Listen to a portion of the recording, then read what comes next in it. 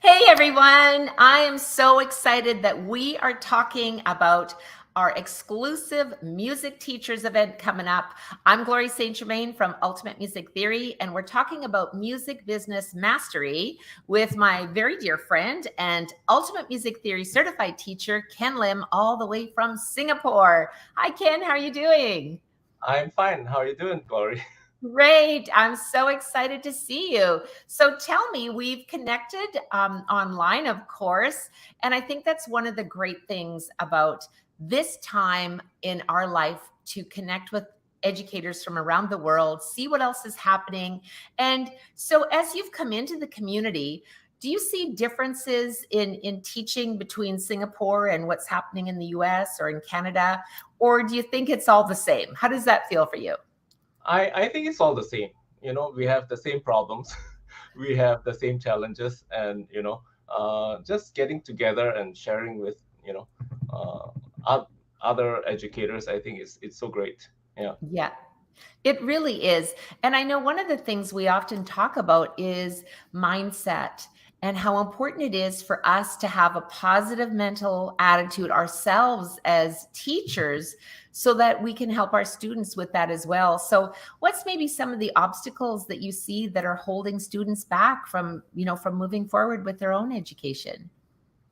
I think even with very young children, I can see that fixed mindset is very prevalent in our society. So I think we as educators, we have a big challenge, a big task, but I think it's a great thing we're doing for our community and our society, because we are encouraging this positive mental attitude, and that growth mindset that I've been working on, and I think it's been great for me so far, and I think it's also affecting my students. I can see their growth as well, and it's really rewarding to see this growth in them.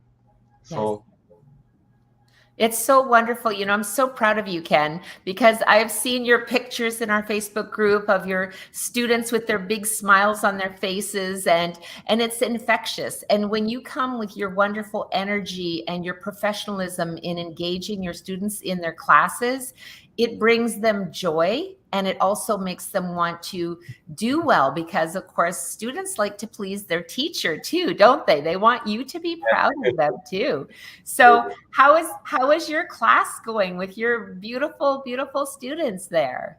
I think they're all doing great, and they enjoy the classes and they look forward to the class. And so is the teacher. I look forward to my classes as well, because when we start our classes with the PMA, positive mental attitude, I think it's all going to the right direction, I feel. Mhm. So yeah, Yeah, it's been a great journey, yeah, so far, and it's not the end. It's just the that's beginning. right. you know? We're just getting started. And I really want to invite all of our viewers to join us. We've got musicbusinessmastery.live coming up. I'll pop it up on the screen here so you can get registered. It's a 3-day live event just for music teachers like Ken, who is actually one met Ken through our Music Business Mastery live event. He's now one of our UMTC elite educators. And we talk a lot about strategies and about how to teach effectively for different learning styles. So we can have visual, auditory, and kinesthetic learners. And even though we are all learning music, we do all learn differently, don't we? Yes, we do, and to spot the differences, we can then maybe prescribe certain strategies with our students, and not every child is the same, and we do not teach every child the same way. That's where all these tools are so crucial and so important in our uh, educating our children. Yeah. Yeah, absolutely. And it's interesting because When you are teaching classes as you are, not only do you need to be aware of your students' learning style, visual, auditory, and kinesthetic, but we also want to engage in teaching in all three modalities.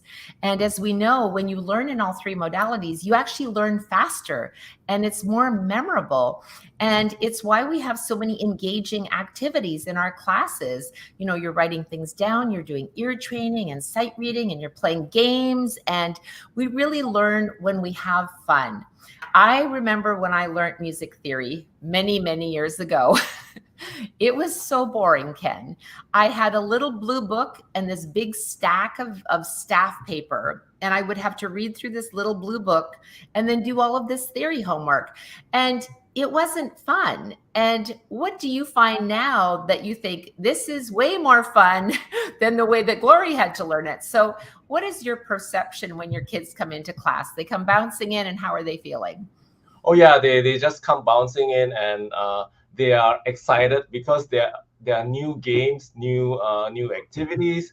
There's so much that I want to cover as the teacher, and there's not enough time to Yes. cover all that fun stuff. So it's just like with all that positive energy, it's just it keeps us going, but in a really really great way. Yeah. Yeah. Very good. Well, why don't you give a little introduction about where you are in the world and what has been your experience when you first started taking music lessons?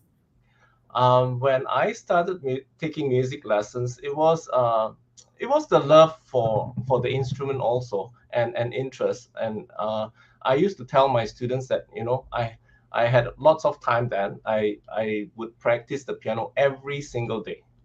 Every single day, I would run home from piano lesson, right straight to the piano, and I will be practicing, and that was my interest, and I think the thirst for knowledge, and yes, all that good stuff. Yeah. And I think we develop that relationship with our piano, don't we? It almost becomes our friend. We can have that musical conversation where sometimes we're maybe not feeling like that positive. We just need to express ourselves musically. And sometimes we want to compose or just improvise. And what's maybe one of your favorite pieces that you played or improvised or composed?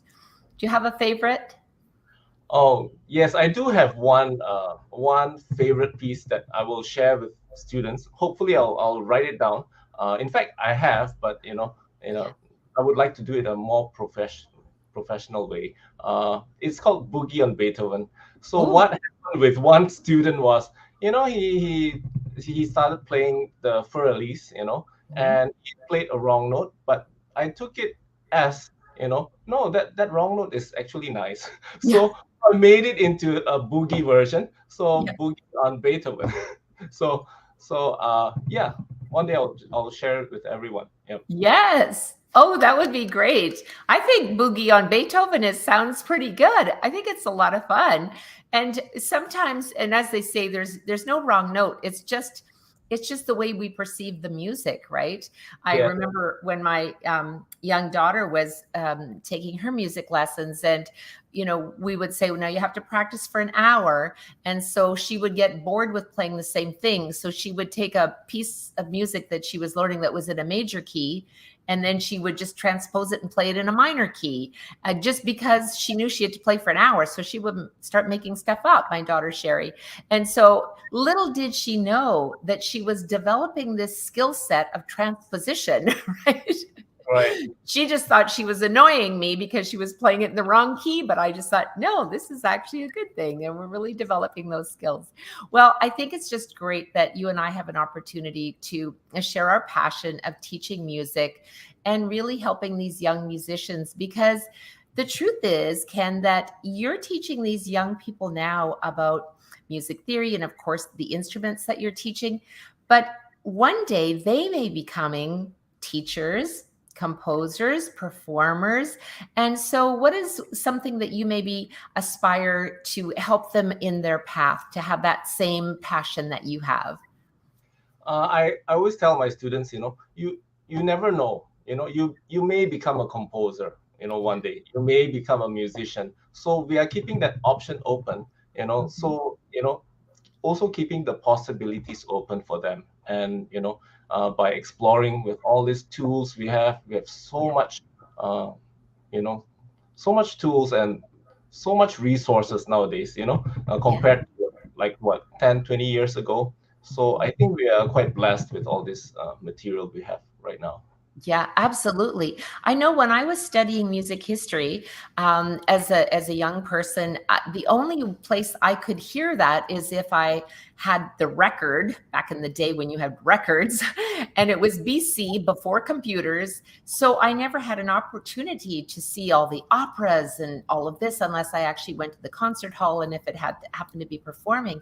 But now your young students, as you were talking about Beethoven, the boogie Beethoven, you can actually pull something up and they can see different versions and interpretations of the music. So it is definitely a wonderful time to share all those experiences. And as you said, there's so many tools and resources within the program. So I can't wait to share that with everyone when they come and hang out with us.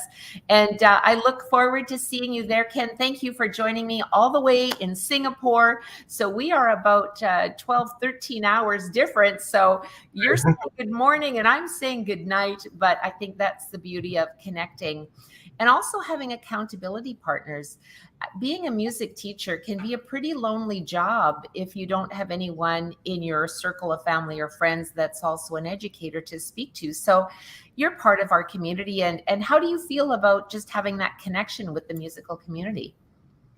I think it's great because what one person shares, it may, of course, it will apply to us, and we all share the same problems, and I think sharing is so great because then we can share our expertise also, and our thoughts, our ideas, and from that we grow as an educator. I think we will continue to grow so much. Yes, I so appreciate you, Ken.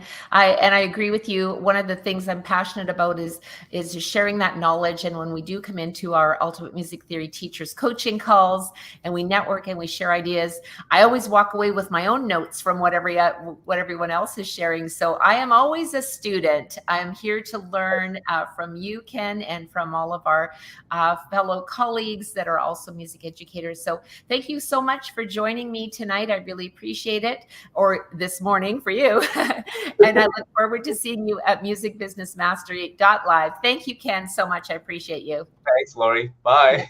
Teach with passion. Bye now.